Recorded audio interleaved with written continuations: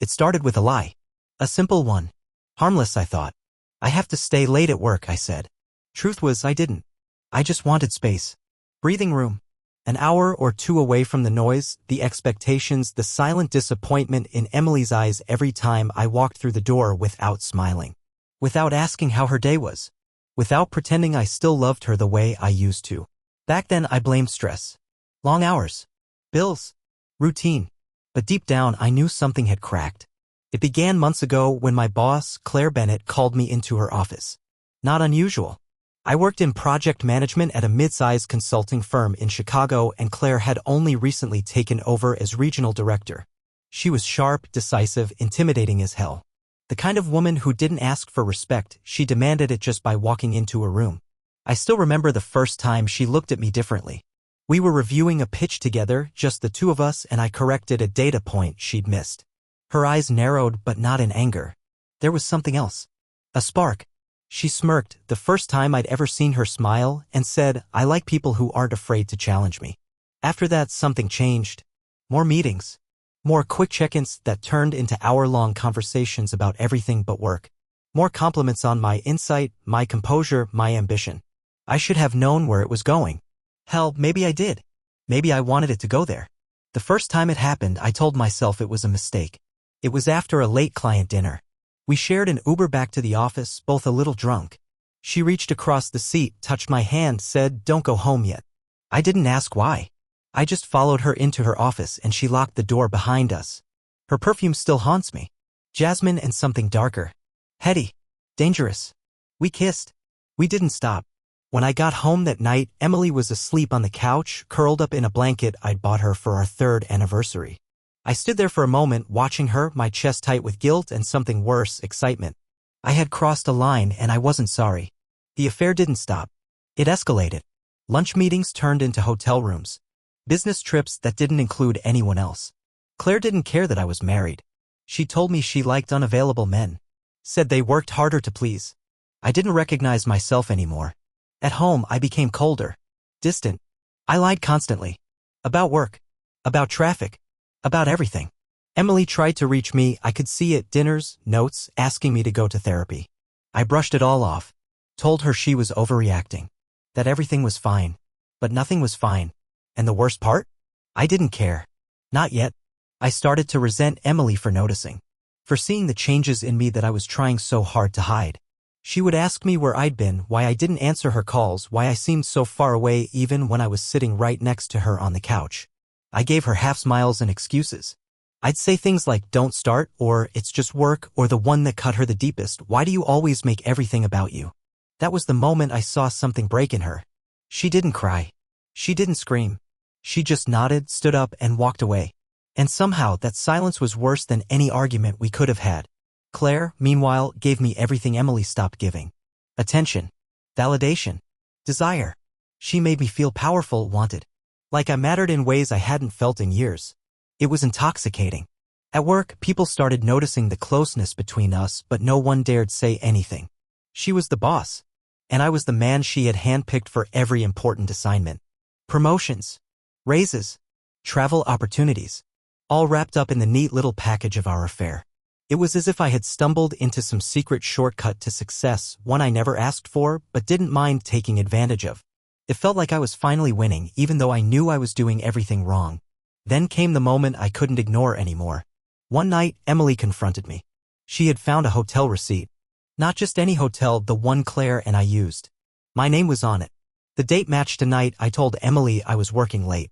Her hands were shaking as she held it out to me. No yelling. No theatrics. Just a quiet, raw question, "Are you sleeping with someone?" I froze. Everything in me wanted to lie. To find a way out. But I couldn't. Maybe I was tired. Maybe I wanted it to end. Maybe I just didn't have the strength to pretend anymore. So I said it. The words that tore our world apart. Yes. She didn't slap me. She didn't cry. She just collapsed inward like something in her had died right there on the spot. I tried to explain. Tried to say it didn't mean I didn't love her, but even I could hear the cowardice in my voice. She stared at me for what felt like forever. Then she said the last thing I ever expected. "I knew. I just needed to hear you say it." After that, things unraveled fast. I moved into a hotel. Claire offered to let me stay with her, but I said no. Something about it felt wrong now. Tainted. I couldn't look at her without seeing what I'd lost. What I destroyed. Emily filed for separation within 2 weeks. She told our families. Her parents called me a disgrace. My brother stopped answering my calls. People at work started whispering, not just about the affair, but about how quickly I'd climbed the ladder. About how maybe I hadn't earned any of it. For the first time, I felt ashamed. Truly ashamed. I thought Claire would be happy. With Emily out of the picture, there was nothing standing between us anymore. No more sneaking around, no more lies, no more guilt, at least, that's what I told myself. But reality didn't unfold the way I imagined. Claire didn't celebrate. In fact, she seemed distant. Colder, somehow. Less interested. She still wanted me in her bed, but when I spoke about my separation, she changed the subject. When I mentioned moving forward, possibly even going public, she laughed, not cruelly but uncomfortably, like I'd said something childish. Let's not complicate things, she said, and suddenly I realized something horrifying. She never saw me as a partner. I was a distraction. A toy. A man she could mold, use, and discard when the thrill wore off. That revelation hit harder than I expected. It wasn't just the betrayal, it was the shame of how easily I'd let it happen. I had destroyed a decade-long marriage, alienated my family, and compromised my integrity, for what? A series of stolen moments and empty promises.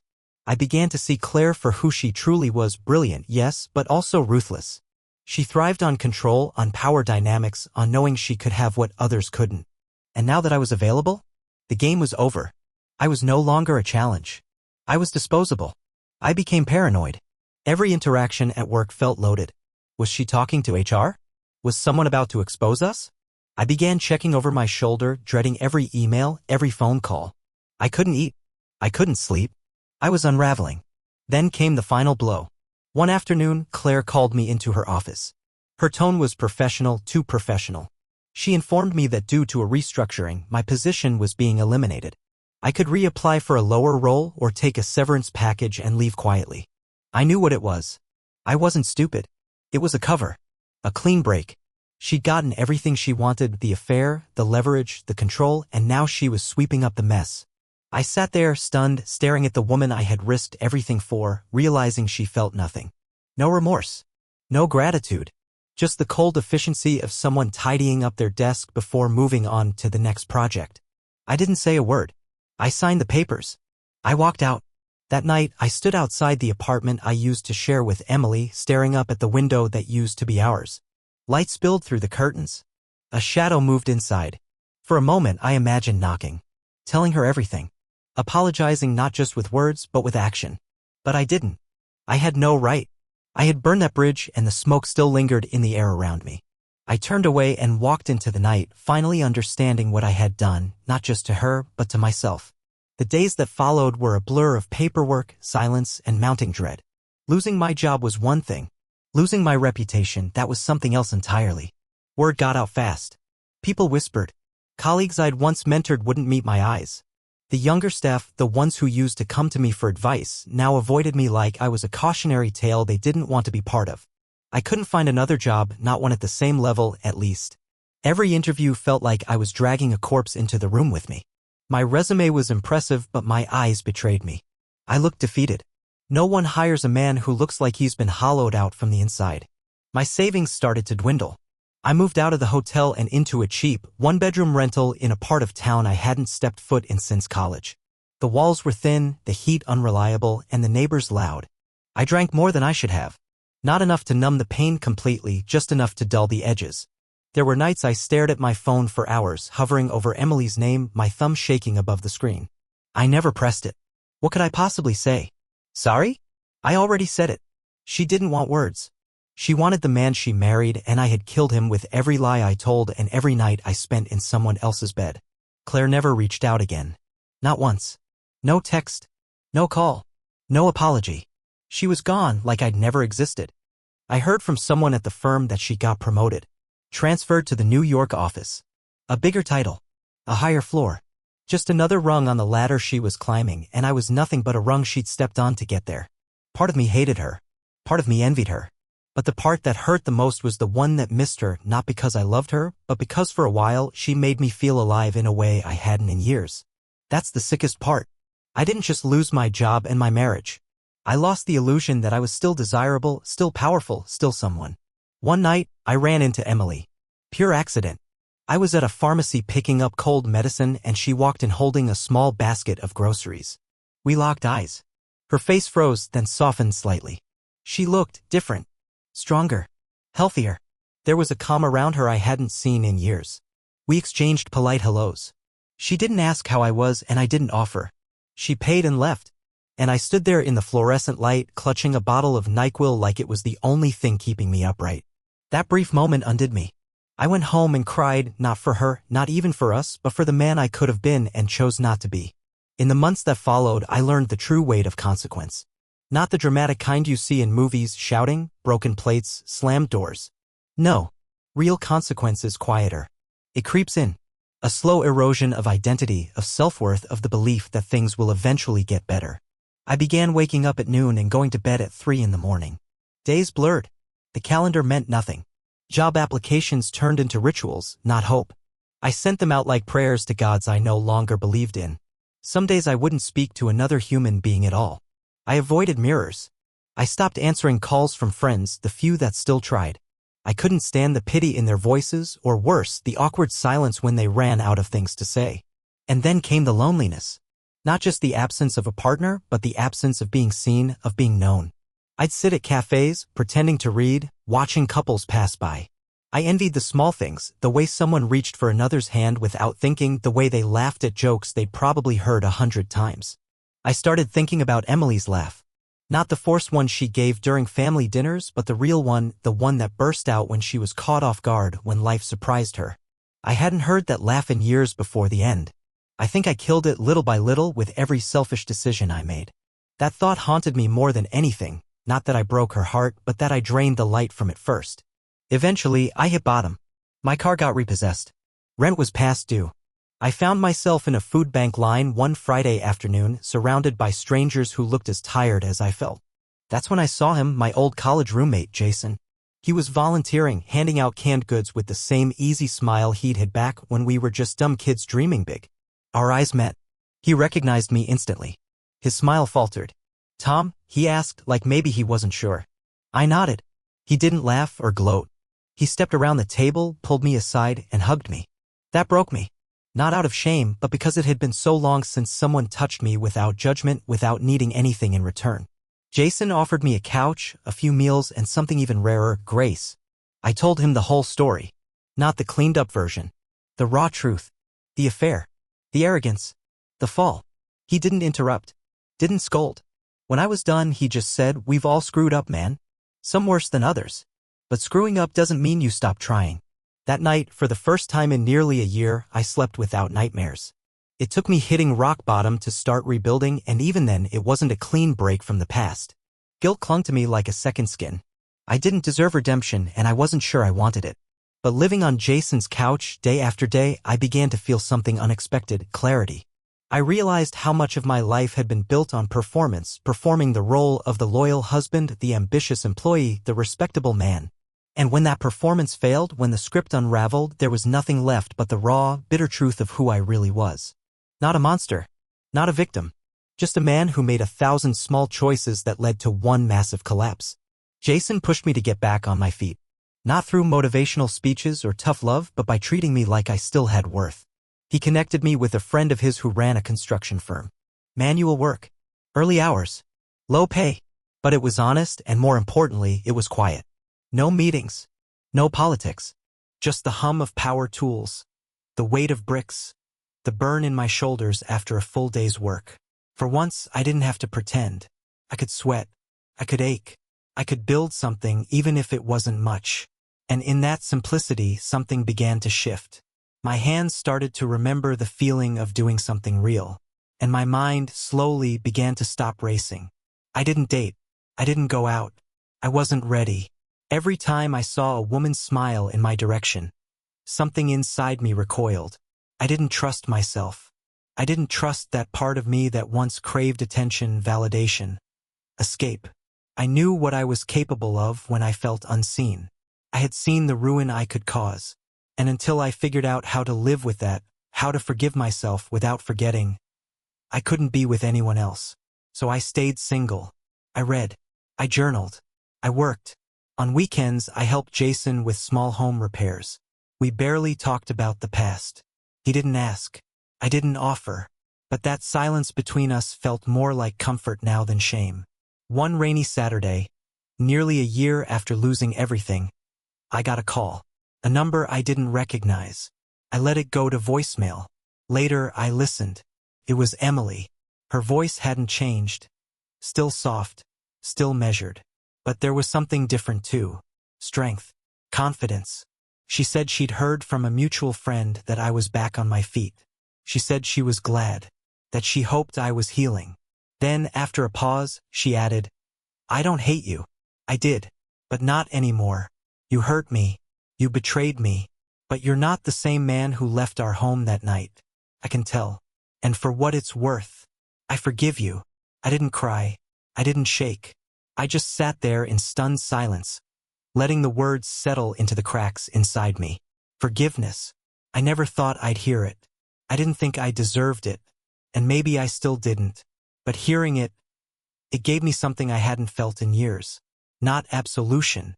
Not closure. Something simpler. Hope. After Emily's message, something inside me began to shift. Not immediately, not dramatically, but with a quiet, persistent force. I didn't call her back. I didn't know if she even expected me to. Maybe her message wasn't about opening a door, but about closing one. And that was okay. What mattered was that she gave me something I couldn't give myself. The permission to move forward. The weight of her forgiveness didn't erase my guilt. It just allowed me to stop dragging it behind me like a corpse. For the first time in a long time, I felt like I could breathe without choking on regret. That breath became momentum. I kept working, saving. I took on more responsibility at the construction firm. Learned things I never thought I'd care about. Insulation types, concrete curing times, roofing materials. There was something deeply satisfying about it. Every screw, every beam, every hour under the sun. It was all real, tangible, honest. My hands had once torn my life apart, and now they were building again, piece by piece. I didn't think of it as penance. It wasn't about earning forgiveness anymore. It was about proving, at least to myself, that I could still be useful. Still create instead of destroy. I started volunteering at the same food bank where Jason had found me. Not out of obligation, but because I remembered what it felt like to stand in that line. Ashamed, invisible, afraid. I wanted to be the hand that reached across the table. The voice that said, "You're not alone." Most people didn't recognize me, and that was a gift. I could be anonymous. A man with no history, just presence.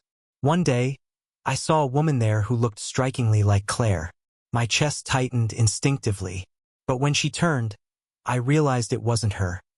Just someone with the same sharp jawline, the same air of ambition in her stride. Still, it shook me. Not because I missed Claire. I didn't.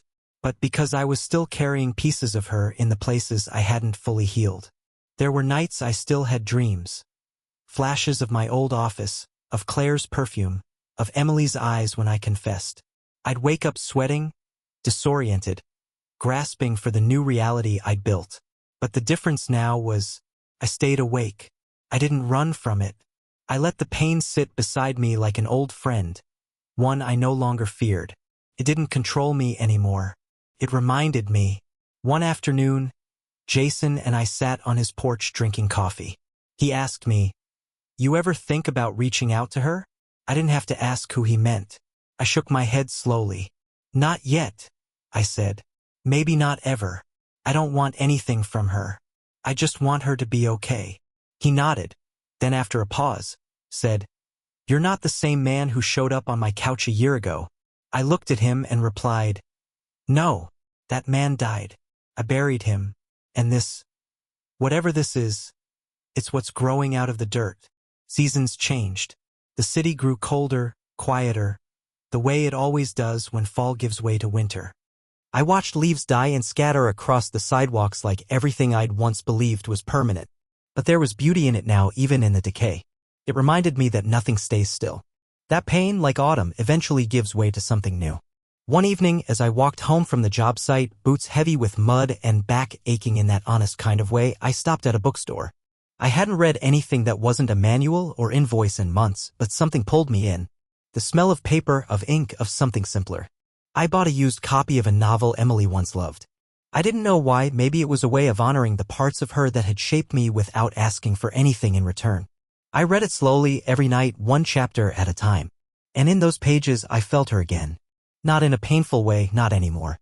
Just a soft echo, a reminder of what we once were and how even broken things can still leave behind something beautiful. I started writing again too, not for anyone else, just for me. Journaling. Processing. Owning every piece of my story. I didn't try to sound wise or noble. I just tried to be honest. And somewhere in those messy pages I began to find a version of myself I could respect. Not perfect. Not proud. But real. That meant something. I ran into Emily again in early December. This time I didn't freeze. We were at a local market, both reaching for the same bag of apples. She smiled. I smiled back. We stood there for a second, caught in that strange space between the past and the present. She asked how I was. I said better. Working. Trying. She nodded and said, I can tell. There was a pause. I didn't ask about her life. I didn't want to pry. But before we parted ways, I said something that had been sitting in my chest like a stone. You didn't just save me by forgiving me. You saved me by leaving. Her eyes welled slightly, but she held them steady. I had to, she whispered. I couldn't drown with you. I nodded. I understood. More than I ever had before. That night, I walked home in the snow. No coat. Just a hoodie and work gloves. I didn't feel cold. I felt alive. The kind of alive that hurts in a good way, like lungs filling for the first time after being underwater too long. I wasn't healed. Not fully. Maybe never completely. But I was becoming someone I didn't hate. Someone who could look in the mirror and not flinch. Someone who knew what it cost to betray love and what it took to rebuild after. Christmas came and went with little fanfare. Jason invited me to his family's dinner, and for the first time in years I said yes. There was no pretending, no elaborate lies about where Emily was or how great things were going at work. I was just Tom, Jason's friend, and that was enough. His mother hugged me like I was her own son. His dad handed me a beer without asking for explanations. It was a strange, almost surreal feeling to be welcomed without conditions. I sat at that table, surrounded by strangers who didn't know my sins, and I felt something stir inside me that I hadn't felt in years, belonging. But even in that warmth, I couldn't help thinking about how I used to spend holidays. The matching pajamas. The movies. The quiet rituals only long-term couples understand, who gets the corner of the couch, how to wrap presents without ruining the surprise. All of it was gone, and I had no one to blame but myself. Yet, instead of spiraling into regret, I let the memories be what they were, evidence of a life that once had meaning. A life I had lost. A life I had learned from. I didn't try to rewrite it. I didn't try to reach for it. I simply let it be, like an old photograph, faded, honest, untouchable. By the time the new year rolled around, I was back on my feet. Financially stable. Emotionally stronger. Still alone, but not lonely in the same desperate way I used to be. I had built a life that was mine, humble, unglamorous, but authentic. I wasn't hiding behind a title or a mistress or a curated version of myself. I had nothing left to prove. Only the quiet, ongoing work of becoming a better man than I had been. And for the first time in what felt like forever, that was enough. One night, I sat down and wrote Emily a letter. Not to send, just to say what I needed to say. I told her I was sorry, truly. That I understood the depth of what I'd done. That I would carry the pain of it for the rest of my life, not as a punishment, but as a reminder. I thanked her for the years we shared, for the way she loved me even when I stopped deserving it. And I told her that I hoped she had found peace. Joy. Someone who made her laugh the way I used to before I forgot how important that was. I folded the letter and placed it in a drawer. Not for her, for me. A symbol. A marker. A quiet truth buried beneath the noise of everything I had become and everything I was still becoming. I was not the man she married. I was not the man who betrayed her. I was something in between. Something still forming. Time didn't erase my mistakes. It never does. But what it did, what it continues to do, is soften their edges. Make them less about punishment and more about perspective. I don't believe in karma, not in the mystical sense. But I do believe in patterns. In consequences. In the slow, relentless process of reckoning. And I've learned that reckoning isn't a single moment. It's a series of small choices made in the quiet when no one is watching. Choosing honesty over image. Choosing patience over ego. Choosing to sit with discomfort instead of running from it. I never rebuilt the kind of life I had before, and I think that's the point. That life was never real. It was a performance built on shallow ambition and fragile validation. What I have now is smaller, but it's solid. My world is slower, quieter, but more grounded. I wake up early. I make my own coffee. I read before bed. Some nights are still hard. Regret creeps in like smoke under a door, sudden, suffocating. But now I know how to sit with it. How to say, yes, I remember. And I'm still here. I haven't seen Claire since the day she fired me. I don't think I ever will. And I'm okay with that. There's no revenge fantasy, no longing to confront her, no burning questions left to ask. She was a storm I walked into willingly. And I was the one who didn't bring an umbrella. Blaming her would be easy. But the truth is, she didn't ruin me. I ruined myself. She just gave me the mirror I didn't want to look into. And for that, in a strange, twisted way, I'm grateful. Emily, if you ever hear this, I want you to know something. You weren't just collateral damage. You were the anchor I cut loose when I thought freedom meant floating. But now I understand that without that anchor, I wasn't free, I was drifting. I hope you found someone who knows your worth the way I didn't. Someone who protects your light instead of dimming it. You were the best part of me. And I lost you by trying to find myself in someone else. I'm still learning how to be a man who doesn't run. A man who stays. Who listens. Who builds instead of destroys. It's a long road. But I walk it every day, one choice at a time. And if there's anything I've learned, anything I can offer to someone listening, it's this. Betrayal doesn't start with lust. It starts with silence. With withholding. With letting little resentments rot into permission. And once you cross that line, it's not just trust you break, it's your own reflection. And if you're lucky, if you do the work, if you bleed for the truth, you might just earn the right to look in the mirror again. Not to forget, but to forgive yourself.